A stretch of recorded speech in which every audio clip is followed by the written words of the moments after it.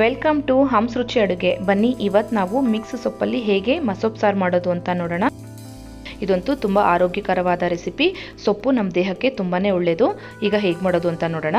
ಮಸೊಪ್ಪು ಸಾರಿಗೆ ನಾನು ಒಟ್ಟು 4 ಥರ ಸೊಪ್ಪು ತೊಗೊಂಡಿದ್ದೀನಿ. ಮೆಂತ್ಯ ಸೊಪ್ಪು, ಸಬ್ಬಕ್ಕಿ ಸೊಪ್ಪು, ಚಕೋತ ಸೊಪ್ಪು ಹಾಗೆ ಪಾಲಕ್ಕು.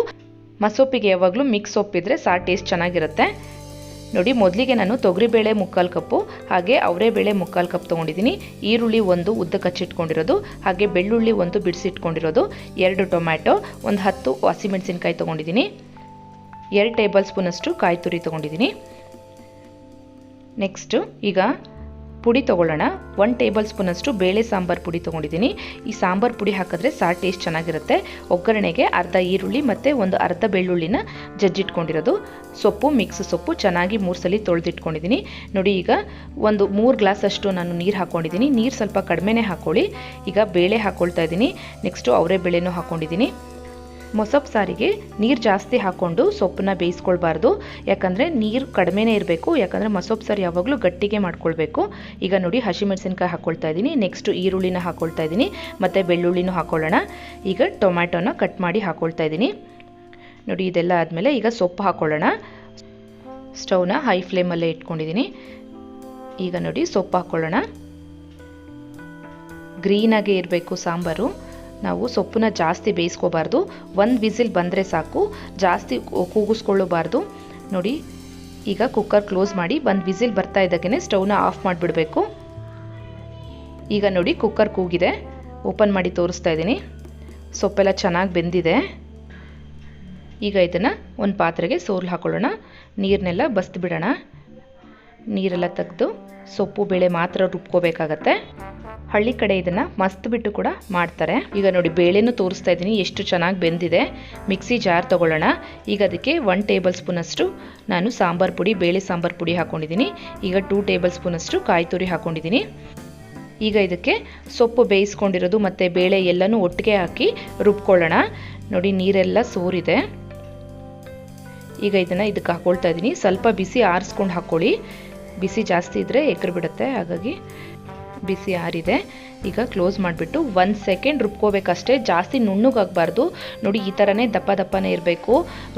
ಯಾವಾಗಲೂ ಮೊಸಪ್ಪು ಸಾರಲ್ಲಿ ಸೊಪ್ಪು ಬಾಯಿಗೆ ಸಿಗಬೇಕು, ಹಾಗೆ ಇರಬೇಕು. ತುಂಬ ಫೈನ್ ಪೇಸ್ಟ್ ಅಂತೂ ಮಾಡ್ಕೋಬೇಡಿ. ತೋರಿಸ್ತಿದ್ದೀನಿ ನೋಡಿ ಎಷ್ಟು ದಪ್ಪ ದಪ್ಪಗೆ ರುಬ್ಬಿದ್ದೀನಿ ಅಂತ. ನೆಕ್ಸ್ಟ್ ಈಗ ಒಂದು ಪಾತ್ರೆ ಇಟ್ಕೊಂಡು ಅದಕ್ಕೆ 1 ಟೇಬಲ್ ಸ್ಪೂನಷ್ಟು ಎಣ್ಣೆ ಹಾಕ್ಕೊಂಡಿದ್ದೀನಿ. ಎಣ್ಣೆ ಸ್ವಲ್ಪ ಬಿಸಿ ಆಗಲಿ. ಈಗ ಇದಕ್ಕೆ ಸಾಸಿವೆ ಹಾಕ್ಕೊಳ್ಳೋಣ. ಒಂದು 1/2 ಟೀ ಸ್ಪೂನಷ್ಟು ಸಾಸಿವೆ ಹಾಕ್ಕೊಂಡಿದ್ದೀನಿ. ಸಾಸಿವೆ ಸ್ವಲ್ಪ ಚಟಪಟ ಅಂತ ಸಿಡಿಬೇಕು ಚೆನ್ನಾಗಿ. ಈಗ ಇದಕ್ಕೆ ಈರುಳ್ಳಿ ಬೆಳ್ಳುಳ್ಳಿ ಹಾಕ್ಕೊಳ್ಳೋಣ. ಬೆಳ್ಳುಳ್ಳಿ ಜಜ್ಜಿಟ್ಕೊಂಡಿರೋದು ಮತ್ತು ಈರುಳ್ಳಿನ ಅರ್ಧ ಹಚ್ಚಿಟ್ಕೊಂಡಿರೋದನ್ನ ಹಾಕ್ಕೊಂಡಿದ್ದೀನಿ.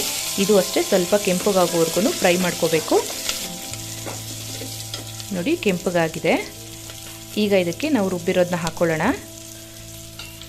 ರುಬ್ಬಿರೋದಕ್ಕೆ 1 ಸೌಟಷ್ಟು ಬೇಯಿಸಿರೋವಂಥ ನೀರು ಹಾಕ್ಕೊಳ್ತೀನಿ. ಒಂದ್ಸಲಿ ಮಿಕ್ಸ್ ಮಾಡಿಕೊಂಡು ಒಂದು ತಟ್ಟೆ ಇಟ್ಕೊಂಡು ಈಗ ನೋಡಿ 1 ಸೌಟಷ್ಟು ಫಸ್ಟು ಹಾಕ್ತೀನಿ. ಫ್ಲೇಮ್ ಹೈಯಲ್ಲೇ ಇರಲಿ. ಒಗ್ಗರಣೆ ಸ್ವಲ್ಪ ಚೆನ್ನಾಗಿ ಬೇಯ್ತಾ ಇರಬೇಕು. ಈಗ ನೋಡಿ, 1 ಸೌಟಷ್ಟು ತೊಗೊಂಡು ಅದಕ್ಕೆ ಹಾಕಿದ ತಕ್ಷಣ ಲಿಡ್ ಕ್ಲೋಸ್ ಮಾಡಿಬಿಡಬೇಕು. ಯಾಕಂದರೆ ಒಗ್ಗರಣೆ ಘಮ ಅದರಲ್ಲೇ ಇರುತ್ತೆ. ಇದು ಸ್ವಲ್ಪ ಕುದೀತಾ ಇದೆ ಅಂದಾಗ ಈಗ ಮತ್ತೊಂದು ಸಲ 1 ಸೌಟ್ ಹಾಕ್ತೀನಿ. ಈಗೆಲ್ಲನೂ ನಾವು ರುಬ್ಬಿರೋದೆಲ್ಲ ಹಾಕ್ಕೊಂಬಿಡೋಣ. ಮಸೊಪ್ಪು ಸಾರನ್ನ ಇನ್ನೊಂದು ಥರನೂ ಮಾಡ್ಬೋದು. ಈಗ ನಾವೇನು ಬೇಯಿಸಿದ್ದೀವಲ್ಲ ಅದನ್ನೆಲ್ಲ ರುಬ್ಕೊಂಡಾದ್ಮೇಲೆ ಒಂದ್ಸಲಿ ಅದನ್ನು ಕುದಿಸ್ಬಿಟ್ಟು ಲಾಸ್ಟಲ್ಲಿ ಬೇಕಾದರೂ ಒಗ್ಗರಣೆ ಹಾಕೋಬೋದು. ನಾನು ಒಂದೇ ಸಲ ಒಗ್ಗರಣೆ ಹಾಕಿ ರುಬ್ಬಿರೋದನ್ನೆಲ್ಲ ಹಾಕ್ಕೊಂಡಿದ್ದೀನಿ. ಈಗ ನೋಡಿ, ಉಪ್ಪು ಹಾಕ್ಕೊಳ್ತಾ ಇದ್ದೀನಿ. ರುಚಿಗೆ ತಕ್ಕಷ್ಟು ಉಪ್ಪು ಹಾಕ್ಕೊಂಡ್ಮೇಲೆ ಒಂದ್ಸಲಿ ಕೈ ಆಡಿ ನೋಡ್ಬೋದು ಸಾರು ಕರೆಕ್ಟಾಗಿದೆಯಾ, ಗಟ್ಟಿಗಿದೆಯಾ, ತೆಳು ಇದೆಯಾ ಅಂತ ನೋಡಿಕೊಂಡು ಮಿಕ್ಕಿರೋದು ನೀರನ್ನು ಕೂಡ ನಾನು ಹಾಕ್ಕೊಂಡ್ಬಿಡ್ತೀನಿ. ನೋಡಿ, ಕರೆಕ್ಟಾಗಿದೆ. ನೀರು ಅದಕ್ಕೆ ಹೇಳಿದ್ದು ಸ್ವಲ್ಪ ಕಡಿಮೆನೇ ಹಾಕ್ಕೋಬೇಕು. ಜಾಸ್ತಿ ಹಾಕ್ಕೊಂಡು ಸಾರನ್ನ ತೆಳು ಮಾಡ್ಕೊಳ್ಬಾರ್ದು. ಈಗ ಸ್ವಲ್ಪ ಅರಿಶಿನ ಹಾಕ್ಕೊಳ್ತಾ ಇದ್ದೀನಿ. ಹಾಕ್ಕೊಂಡ್ಮೇಲೆ ಒಂದ್ಸಲಿ ಕೈ ಆಡಿ ಈಗ ಇದನ್ನು ಕುದಿಯೋದಕ್ಕೆ ಬಿಡಬೇಕು. ತುಂಬ ಜಾಸ್ತಿನೂ ಕುದಿಸ್ಬಾರ್ದು, ಯಾಕಂದರೆ ಇದೆಲ್ಲ ನಾವು ಆಲ್ರೆಡಿ ಬೇಯಿಸಿರೋದ್ರಿಂದ ತುಂಬ ಜಾಸ್ತಿ ಕುದ್ರೂ ಫ್ಲೇವರ್ ಹೋಗ್ಬಿಡುತ್ತೆ. ನೋಡಿ, 1 ಕುದಿ ಬಂದರೆ ಸಾಕು. ಸ್ಟವ್ ಆಫ್ ಮಾಡಿಬಿಟ್ಟು ಈಗ ಸರ್ವಿಂಗ್ ಬೌಲ್ಗೆ ಹಾಕಿ ತೋರಿಸ್ತಾ ಇದ್ದೀನಿ. ಮಸೊಪ್ಪು ಸಾರು ಅನ್ನಕ್ಕೆ ಮುದ್ದೆಗಂತೂ ತುಂಬ ಒಳ್ಳೆ ಕಾಂಬಿನೇಷನ್. ಇದ್ರ ಜೊತೆಗೆ ಆಮ್ಲೆಟು ಅಥವಾ ಎಗ್ ಬುರ್ಜಿನೋ ಏನಾದರೂ ಮಾಡ್ಕೊಳ್ಳಿ. ವೆಜ್ಜವರಾದರೆ ಪಕೋಡ ಏನಾದರೂ ಮಾಡ್ಕೊಳ್ಳಿ, ತುಂಬಾ ಚೆನ್ನಾಗಿರುತ್ತೆ. ನಿಮಗೆ ಈ ವಿಡಿಯೋ ಇಷ್ಟ ಆದರೆ ಪ್ಲೀಸ್ ಲೈಕ್, ಶೇರ್ ಹಾಗೆ ಸಬ್ಸ್ಕ್ರೈಬ್ ಮಾಡೋದನ್ನ ಮರಿಬೇಡಿ. Thank you for watching.